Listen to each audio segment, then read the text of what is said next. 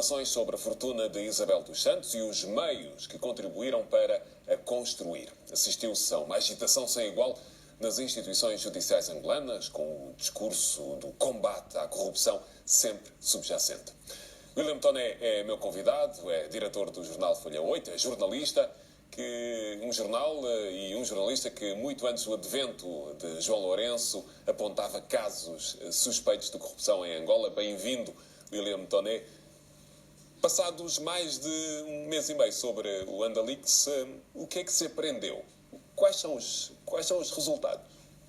Bom, eu acho que se aprendeu muito pouco, mas houve resultados desastrosos, porque para lá das denúncias que houve, para lá da ausência do contraditório de nós podermos aferir o que era verdadeiro e o que não era verdadeiro, depois deste boom, trocou-se 6 por meia dúzia. Mas o caso continua, pelo menos em Portugal, há resto de contas, há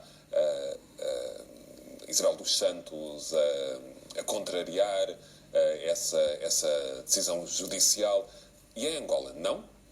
Eu acho que existe o combate à corrupção depois das experiências que houve no mundo, e em países falíveis devem tomar uma outra direção.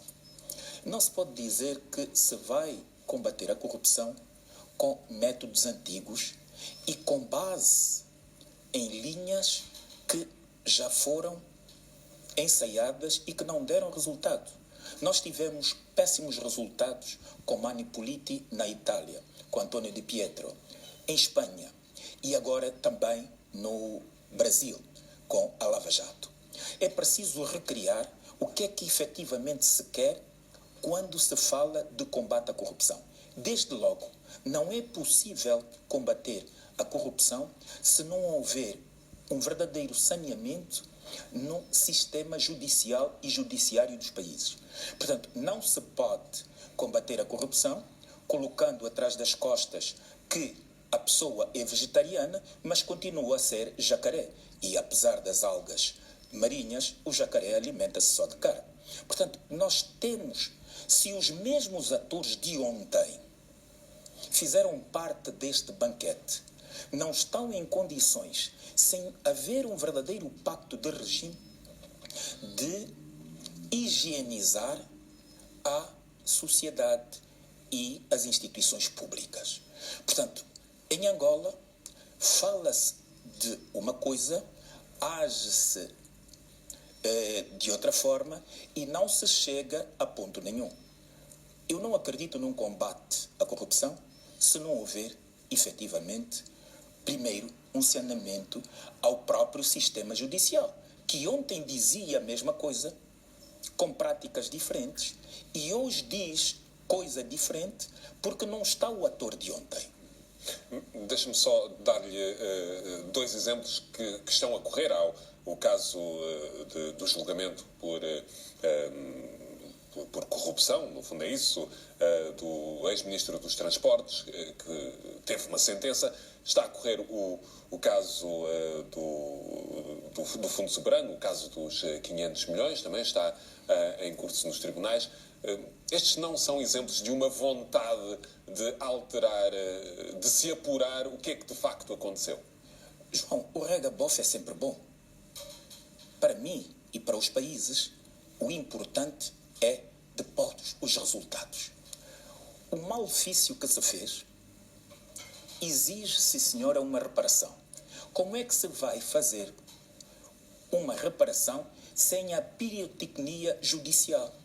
Isso é que é o mais importante. No processo de Augusto Tomás, houve má condução da própria justiça. Ora, não se pode confundir desvio orçamental com desvio financeiro. E aí, neste caso, houve uma instrução que não foi bem curada. Portanto, depois não se apurou. É que a acusação, em nenhum momento, diz que ele se locupletou de dinheiro público para fins pessoais. Tirou de uma rubrica de uma empresa estatal para uma outra entidade estatal. Ora, a moldura penal é absolutamente diferente do que aquela que lhe foi imputado. Portanto, é preciso credibilizar as instituições e o combate. Ora, isso só é possível com um refrescamento e, de facto, boas instruções. No caso em concreto que falou agora, que está a correr dos 500 milhões, temos outros erros que eram facilmente evitáveis. Erros da acusação. Erros da acusação. Portanto, o Ministério Público, acho que às vezes por uma certa euforia, não cura de instruir devidamente. Ora, se a corrupção é um auto de ofício, é preciso, quando a gente vai acusar, saber se o agente, naquele momento, desempenhava que função nesse aparelho público. Ora, mas William Toné, esses erros da acusação que está a apontar são erros por incúria ou são premeditados, no seu entender, para que o processo não dê em nada? Olha, João, eu não acredito que víbora possa vir a minhoca. Não acredito. Então, nós temos um problema em Angola, que a corrupção está centralizada num partido. É como agora está na moda o coronavírus. O nosso coronavírus chama-se MPLA. Portanto, nós temos concentrado a corrupção num partido político. Não respondeu à pergunta. Portanto, o problema em Angola não é endémico, a corrupção não é endémica, é sistémica. E, portanto, se você não combate o sistema, você não vai encontrar resultados. Mas como é que vamos combater o sistema? Vamos matar todo mundo? Vamos prender todo mundo? Não. É preciso haver um pacto de regime. Como tivemos o pacto de Moncloa, por exemplo, o pacto da liberdade na África do Sul, com Nelson Mandela. Mas, já que os dirigentes angolanos gostam muito de copiar Portugal, poderiam recriar o que é que houve em Portugal em dois momentos. No século passado, lembra-se do Conde Ferreira, e ainda há dias estivemos a falar com um amigo, o que aconteceu com o Conde Ferreira. O Conde Ferreira não ficou rico por trafegar escravos. Ele ficou mais rico quando depois houve a proibição da venda de escravos, ele continuava a trafegar. E o que é que se fez? Ora, chegou-se a um acordo de ele, em vez de devolver o dinheiro a corte, que não o faria na mesma proporção, era de fazer ações. Portanto, a sua penalização foi em realizar atos para este dinheiro voltar. Ser aplicado. Com Mário Soares aconteceu a mesma coisa. Quando Mário Soares tomou o poder, era ou mantinha a tese dos capitães de Abril de expulsar todos os capitalistas e mantê-los no Brasil e noutras paragens, ou ir buscar estes capitalistas para eles recriarem a economia. Ora, você combater a corrupção quando para a economia, aumenta o desemprego, não tem linhas para o desenvolvimento da economia, é um regabof. Eu gostava que do seu comentário é este decreto presidencial que aumenta, no fundo, os privilégios aos ex-presidentes e, de alguma forma, também lhes reduz a segurança. Porquê é que João Lourenço tem necessidade, nesta altura, de lançar este decreto que apenas serve José Eduardo dos Santos? Eu acho que existe força de vontade do Presidente em fazer algumas coisas, mas me parece que em algumas alturas lhe falta vontade da força. Ora, não seria mais nobre que um gesto deste, que tem capitulação constitucional, está no artigo 133 da Constituição, aquilo que devem ser as regalias dos ex-presidentes da República, que não se resumisse a um simples decreto de um ente que vai ser beneficiário, mas que isso fosse uma lei aprovada em sede parlamentar. Portanto, deveria ser o Parlamento a chamar a si a latitude desta lei, e não o Presidente da República, que vai ser depois beneficiário. Por outro lado, eu penso que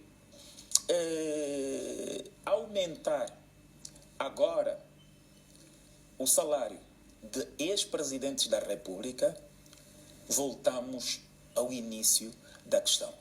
Como é que você quer combater a corrupção se quando a economia está estagnada? Mas neste caso não é uma situação de corrupção, há cabimento orçamental para este tipo você vai sacrificar. Você, quando sacrifica outras rubricas essenciais, como a saúde, por que não houve afetação de mais reforço? Se há este dinheiro para o salário dos presidentes, que já era cômodo por causa de todas as outras regalias, que eles tinham... Não encontra uma outra leitura que não tenha a ver com uma questão de ordem prática, simplesmente? Não é porque você sacrifica, quando você sacrifica a saúde, a educação, principalmente a educação, não tem qualquer efeito de razoabilidade, de higiene intelectual, nós estarmos a pensar no aumento do salário de presidentes da República, quando temos questões mais prementes e que eles até não lhes faz falta o aumento ou não aumento. Eu creio que não significará nada na engenharia mensal da família de Agostinho Neto e de José Eduardo dos Santos este aumento. Portanto, não fica bem, numa altura que se quer reduzir os gastos públicos, que estes entes que tiveram responsabilidades para com o país se mostrem indiferentes ao sistema. Então, uma última questão, é pouco tempo, mas gostava de ouvir falar sobre o atual momento da liberdade de expressão, de fazer jornalismo em Angola. Há uma questão pendente que é a cassação quase de órgãos de comunicação social na esfera do Estado. Eu acho que não mudou nada. O Ocidente, quando se trata de países africanos ou da América Latina, tem uma visão distinta daquilo que deve ser os pergaminhos da liberdade e da democracia. Como é que é em Angola? Portanto, em Angola, volto a dizer, só mudou 6 por meia dúzia. É mais difícil fazer informação do que era antes. Quer dizer, quem não fizer informação a bater batuque para o regime tem problemas. E basta ver as liberdades fundamentais, aquelas que dizem respeito à expressão cidadã, não são ainda aceites se você não defender ideias partidocratas. Relacionadas com o poder no partido no poder, é isso que já dizer? Com o partido. Não, o problema não é o partido no poder, é que o partido no poder continua o mesmo. Nada mudou. É o senhor da vez. Portanto, neste momento, não há liberdade de imprensa em Cabinda. Veja que na última manifestação foi violentamente espancado um jornalista da TV Palanca. Portanto, no interior, por exemplo, só se faz jornalismo de fato e gravata numa província, o governador não deixa entrar os jornalistas se não tiver... Quer dizer, o exercício da profissão resume-se a ter um fato e uma gravata. Temos mesmo que terminar, António. Então, uma ideia final será essa, que a liberdade da imprensa não está a acompanhar o discurso em Angola. Não, de todo, até porque, veja, um diretor de um jornal público, do único jornal público de Angola, é comentador contra os atos do anterior Presidente da República. Quer dizer, retira-lhe logo a possibilidade de ter direito de resposta no órgão que é pago por todos os contribuintes. Bruno Toné, muito obrigado por ter vindo ao Causa e Efeito. Muito obrigado, João e auditório do Causa e Efeito.